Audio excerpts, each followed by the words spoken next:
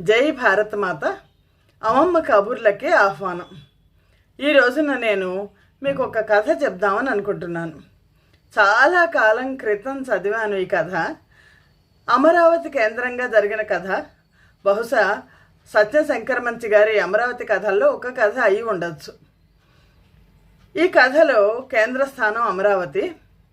అమరావతి నగరంలో ఒకప్పుడు పట్టణం, ఒకప్పుడు నగరం, ఒకప్పుడు గ్రామం, ఇప్పుడు మళ్ళా నగరం అవుతోంది. అమరావతి నగరంలో సంస్థానాధీశులు పరిపాలిస్తున్న రోజులవి. అలాంటి సంస్థానాధీశుల పరిపాలన రోజుల్లో ఒక రంగడు అనే ఒక చాకలి వాడు ఉన్నాడు. ఇతను రజక వృత్తి. అతని భార్య రత్తాలు. రంగడు రత్తాలు వాళ్ళిద్దరూ కూడా సంస్థానంలో బట్టల్ని ఉతుకుతుండేవాళ్ళు. అందుకని సాధారణంగా మిగిలిన రజకులందరూ కూడా వీళ్ళని కాస్త గౌరవంగా చూసేవాళ్ళు. ఎందుకంటే సంస్థానాధీశులు సంవత్సరానికి ఒకసారి వాళ్ళకి కావాల్సిన వస్తువులన్నీ ఇచ్చేస్తారు, కొంచెం ధనం కూడా ఎక్కువ ఇస్తారు. అందుకని అందులోనూ సంస్థానం లోపలికి వెళ్ళడానికి వీళ్ళకి అవకాశం ఉంటుంది. సంస్థానం అంటే తెలుసు, పెద్ద జమీందారుల ఇళ్ళలాగా లోపలికి వెళ్ళడానికి కూడా మొత్తం ఈ పరిచారకులందరూ కూడా ఉంటారు. రంగడు ప్రతిరోజు సంస్థానానికి వెళ్ళి బట్టలు తీసుకొస్తాడు. ఆ బట్టలు తీసుకొచ్చేసినప్పుడు అతను ఏం చేస్తాడంటే, మామూలుగా సంస్థానంలో అన్ని చాలా గదులు ఉంటాయి, చాలామంది మనుషులు ఉంటారు. ఆ దుప్పట్లన్నీ కూడా పక్కల మీద పరిచిన దుప్పట్లన్నీ కూడా మార్చేసి కొత్త దుప్పట్లు, ఉతికిన దుప్పట్లు వేసేసి ఈ దుప్పట్లన్నీ మూట కట్టుకొని వచ్చేస్తాడు అతను. అలాగే విడిచిన బట్టలన్నీ కూడా తీసుకొచ్చేస్తాడు. వీళ్ళు అమరావతి అక్కడ కృష్ణానది ఒడ్డున రంగడు రత్తాలు ఇద్దరు కలిసి ఆ బట్టలు ఉతికేసి శుభ్రంగా ఆరబెట్టేసి, ఆ రోజుల్లో విస్త్రీ ఉండేదో లేదో మరి తెలియదు, సున్నం వేసి ఉడకబెట్టి శుభ్రంగా ఆరబెట్టేసి మడతలు పెట్టేసి మళ్ళీ సాయంకాలం తీసుకెళ్ళిపోయి అక్కడ ఇచ్చేస్తారు. మళ్ళీ మర్నాడు పొద్దున్నే వెళ్ళిపోయి మళ్ళీ ఇలాగే బట్టలని మారుస్తారు. ఇప్పుడు మనమైతే వారానికి ఒకసారి మార్చుకుంటాం, కానీ వాళ్ళు రోజు మారుస్తారు. అలాగా రంగడు ఒకరోజు మామూలు అన్ని రోజుల్లాగానే ఒకరోజు వెళ్ళి సంస్థానానికి వెళ్ళాడు. గేటు దగ్గర పెద్ద కాపలా ఉంటుంది. గేటు దగ్గర రంగడిని చూడంగానే వచ్చావా ఏంటిది ఇవాళ ఆలస్యంగా వచ్చావని పంపించారు లోపలికి వెళ్ళాడు. వెళ్ళేసి దుప్పట్లు అన్నీ కూడా రాజుగారు రాణిగారు పడుకున్న రాణి అంతఃపురంలో ఉన్న దుప్పట్లు ఇవన్నీ కూడా మార్చేసి ఇంటికి వచ్చేసాక రత్తాలు భార్య అంది, కొంచెం చద్దన్నం తినేసే మన ఇద్దరం కూడా కృష్ణానదికి వెళ్ళి బట్టలు ఉతుకొద్దాం అంది. ఏం మాట్లాడకుండా అలా కూర్చుండిపోయాడు. అంటే ఏమో నీరసంగా ఉందామో అని రత్తాలు ఈ బట్టలన్నీ తీసుకెళ్ళిపోయి పాపం ఉడకబెట్టి బాణల్లో పెట్టి ఉడకబెట్టి వాటిని ఆరేసి ఎవరో సహాయం తీసుకుని వాటన్నిటిని మూట కట్టుకొని తీసుకొచ్చేసింది. సాయంకాలం వెళ్ళి ఇచ్చేసిరా అంటే కూడా అప్పుడు కూడా మాట్లాడలేదు రంగడు. అలా కూర్చునే ఉన్నాడు. మధ్యాహ్నం పెట్టిన అన్నం కూడా తినలేదు. తినకపోయేసరికి సరే రత్తాలు ముందర తీసుకెళ్ళి ఆ బట్టలు ఇచ్చేయాలి, ఎందుకంటే సంస్థానాధీశులు కదా, ఒకవేళ ఏదైనా ఆలస్యమైనా ఏ పనిలో ఏ తప్పు జరిగినా సరే చాలా శిక్ష ఉంటుంది.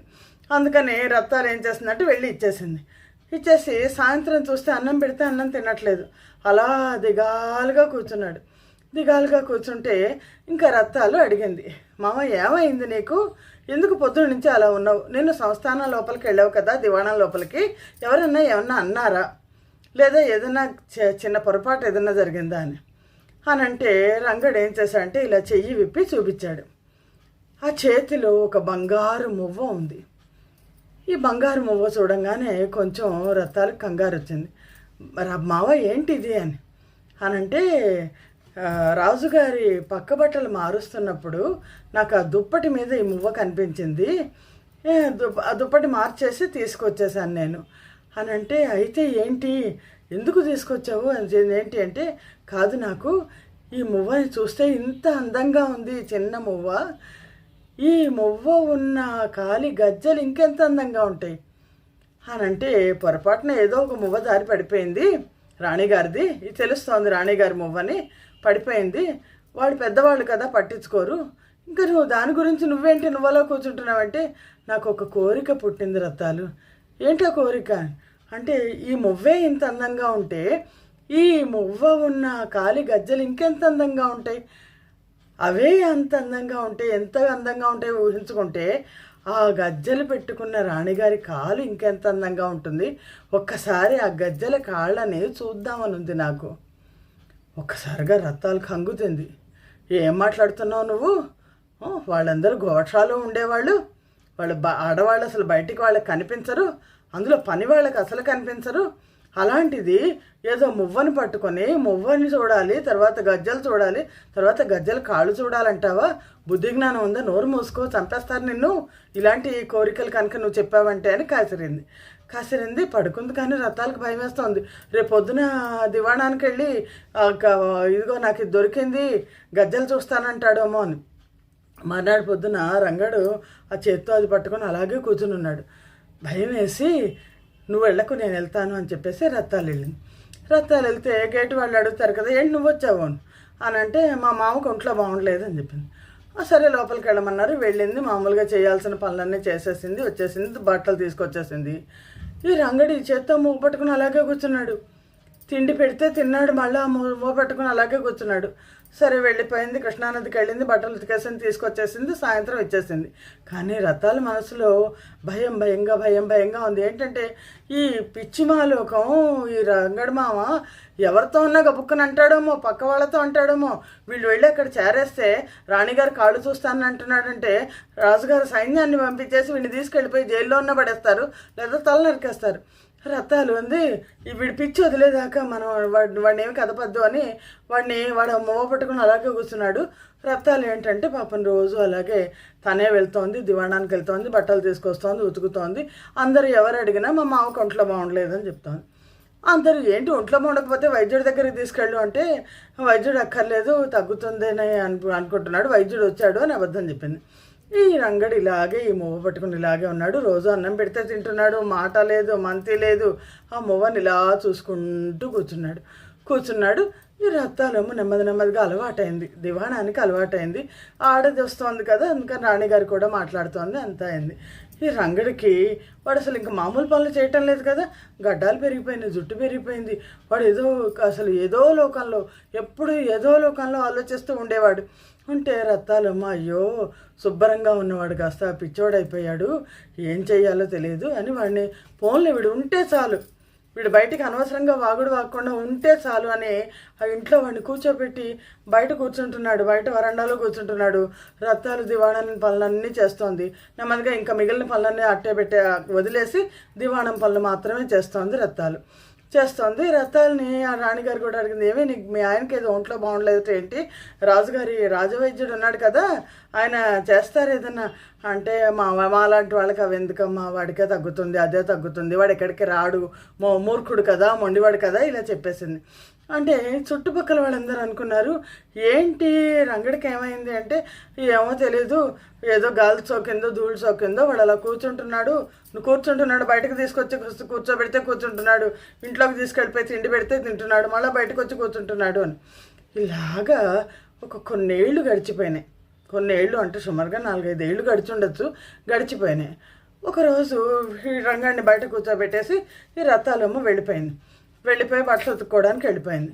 వీడు అలా కూర్చొని చూస్తున్నాడు. అందరూ వచ్చేసి రంగాన్ని చూసి ఏమయ్యా పాపం ఇలా అయిపోయావో అని అంటూ ఉండేవాళ్ళు.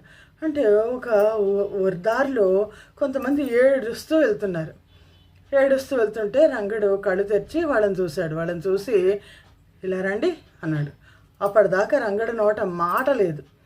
ఇలా రండి అన్నాడు. అంటే వాళ్ళందరూ ఏంటో రంగడు మాట్లాడాడు, వీడి గడ్డాలు, ఈ జుట్టు ఇదంతా చూసి వాళ్ళు వస్తే ఎందుకు ఏడుస్తున్నారు అంటే, మా పిల్లాడు 10 ఏళ్ల పిల్లాడు చనిపోయాడు, చూపించండి వాడిని అంటే చూపించారు. అయ్యో అని చెప్పేసి తన చేయిని వాడి నుదుటి మీద పెట్టేసరికి వాడు ఒక్కసారి చైతన్యం వచ్చింది వాళ్ళు. ఒకసారి లేచేసరికి అందరూ అని ఆనందపడిపోతూ ఇంకా వేసేసుకొని వెనక్కి తీసుకెళ్ళిపోయారు, ఎగురుకుంటూ వెళ్ళిపోతూ ఏం చెప్పారంటే, రంగడు ఇలా అన్నాడు, రంగడు స్వామీజీ అయిపోయాడు, రంగడు జ్ఞాని అయిపోయాడు, రంగడికి చాలా మహత్యాలు ఉన్నాయి, ఇలా అన్నాడు అనేసరికి నా పిల్లాడు లేచి కూర్చున్నాడు, చనిపోయిన పిల్లాడు లేచాడు. ఇది మొత్తం అంతా పాకేసింది. రత్తాలు సాయంకాలం ఇంటికి వచ్చేసరికి వీళ్ళ ఇంటి ముందు బోళ్ళు ఇంతమంది జనం. ఏంటంటే అందరినీ రంగడు ఆశీర్వదిస్తున్నాడు. ఏంటి ఏమైంది అని అడిగితే, రంగడు ఎవరో చనిపోయిన పిల్లాడిని బతికించాట, అందరూ వచ్చి రంగస్వామి గారు అంటూ దండాలు పెడుతున్నారు అని. అంటే ఇదనుకుంది, పోలే ఇదేదో బాగుంది, వాడేదో పిల్లాడు ఊరికే మూర్చపోతే వీడు తల మీద చెయ్యి పెట్టేసరికి వాడు లేచాడు, ఇది బాగానే ఉంది అని అనుకుంది. వాళ్ళందరూ వచ్చేటప్పుడు పండు ఫలమో ఏదో ఒకటి తీసుకొస్తుంటే రథాలు చాలా ఆనందపడింది. పోలే ఎందుకు పనికి రాకుండా ఉన్నాడు పాపం అని అనుకున్నాను, ఇచ్చేస్తున్నాడు. కానీ భయం లోపల ఉంది. ఏంటిది వీడు గబుక్కుని ఏదైనా ఉన్నట్టుండి నువ్వు స్వామీజీ అయ్యావా అంటే ఏమీ అవ్వలేదు, నేను అదిగో రాణి గారి కాళ్ళు చూస్తానంటున్నాడు ఏమో అని. అంటే నెమ్మదిగా రంగడికి ఏంటంటే జనాలు పెరిగిపోతున్నారు. వెళ్ళి రంగడి దగ్గరికి వచ్చి మాకు పిల్లలు పుట్టాలి అంటే అలాగే అంటున్నాడు. వాళ్ళు వెళ్ళిపోతున్నారు. తర్వాత పిల్లలు పుట్టారని తీసుకొస్తున్నారు. ఇలా మా పిల్లాడికి ఒంట్లో బాగుండలేదంటే తగ్గుతుంది అంటే రంగడి మాట అంటే తగ్గిపోతుంది.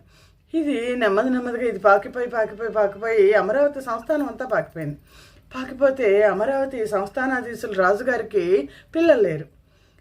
రాణిగారు అంది, మీకు గుర్తుందా మన ఇంటికి ఒకప్పుడు చాకలి రంగడని వచ్చేవాడు, వాడు ఇప్పుడు స్వామీజీ అయ్యాట, వాడిని వెళ్ళి దండం పెట్టుకుని మాకు పిల్లలు పుట్టాలి, సంతానం పుట్టాలని నేను కోరుకుని రానా అని అంటే రాజుగారు అన్నారు, సరే వెళ్ళు, ఏముంది, ఏ పుట్టలో ఏ పాము ఉందో ఎవరికి తెలుసు, ఏముంది వెళ్ళు అని అంటే వెంటనే కబురు చేశారు. ఈ రథాలతోనే కబురు చేశారు. ఇదిగో సాయంకాలం రాణిగారును మిగిలిన చెలికత్తలు అందరూ కూడా వస్తారు, రాణిగారికి ఆశీస్సులు కావాలి పిల్లలు పుట్టడం కోసం అని. ఇంకా రథాలు గుండెల్లో రాయి పడింది. ఇప్పుడు రాణిగారు రంగానే రంగడ ఏమంటాడు, అమ్మయ్య రాణిగారు వచ్చారు, మీ బంగారు పట్టీలు చూపించండి అంటాడు, లేదా మీ కాలు చూపించండి అంటాడు. ఆ క్షణంలో తల నరికేస్తారు. ఏం చేయాలో తెలియదు, ఉణికిపోతోంది. అమ్మో రాణిగారు వస్తున్నారని ఉణికిపోతోంది అనుకుంటున్నారు అందరూ, కానీ భయపడిపోతుంది, దానికి చాలా కంగారు పడిపోతుంది. రంగడు రాణిగారు వస్తున్నారట అంటే ఎవరు వస్తున్నారు ఎవరు వెళ్తున్నారు రంగడికి తెలియదు. ఆమె సాయంకాలం అయ్యేసరికి మొత్తం చెలికత్తలందరితో రాణిగారు వచ్చారు. రంగడికి రథాలకి బట్టలు ఏదో ఆభరణాలు పళ్ళు స్వీట్లు అన్నీ తీసుకొచ్చారు. అన్నీ తీసుకొచ్చేస్తే నమస్కారం చేస్తే రంగడు అన్నాడు, అమ్మాయి ఏం కావాలి మీకు అంటే రంగస్వామి గారు నాకు పుత్ర సంతానం కావాలి, తప్పనిసరిగా మీ వంశోద్ధారకుడు పుడతాడమ్మా అని ఆశీర్వదిస్తే ఆవిడ చాలా నమస్కారం చేసేసి దండం పెట్టేసి రథాలతో చెప్పి లోపలికి వచ్చి రథాలతో వీళ్ళ గుడిసె ఎంత ఉంటుంది వచ్చి చెప్పి వాళ్ళు వెళ్ళిపోయేసరికి ఇంకా అందరూ వెళ్ళాక రథాలు వాళ్ళ మామని పట్టుకొని రంగడిని పట్టుకొని బోర్ని ఏడ్చింది. ఎందుకే ఏడుస్తున్నావు అని అంటే, మామ నువ్వు ఇవాళ ఎంత గండం గడిచిందో తెలుసా, ఆ రాణిగారు వచ్చారు, నువ్వెక్కడ కాలు చూపించమంటావో అని నేను కంగారు పడిపోయాను ఉంటుంది. కాలు ఏంటి అన్నాడు రంగడు. నువ్వు రాణిగారు కాలు చూద్దాం అనుకున్నావు, కాలు చూడటం ఏంటి అంటే, నువ్వేదో గజ్జలు చూద్దాం, గజ్జలేంటి, నువ్వేదో మువ్వ పట్టుకుని ఇలా చూసావు కదా అంటే, మువ్వేంటి అంటే గబగబ లోపలికి వెళ్ళి రంగడు చూసే మువ్వని తీసుకొచ్చింది.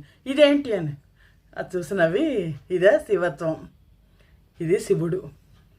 ఇలా చూసి నాకు ఆ శివుడే ప్రత్యక్షం అయ్యాడు. అంటే మరి రాణిగారి కాలంటే రాణిగారు ఎవరు అంటే, ఇవాళ నీ దగ్గరకు వచ్చి నమస్కారం చేశారు, పరమాత్మకి చేశారా నమస్కారం, నాకు కాదన్నారు. ఒక్కసారి రథాలకి ఆశ్చర్యము ఆనందము కంగారు భయము అన్నీ వచ్చేసాయి.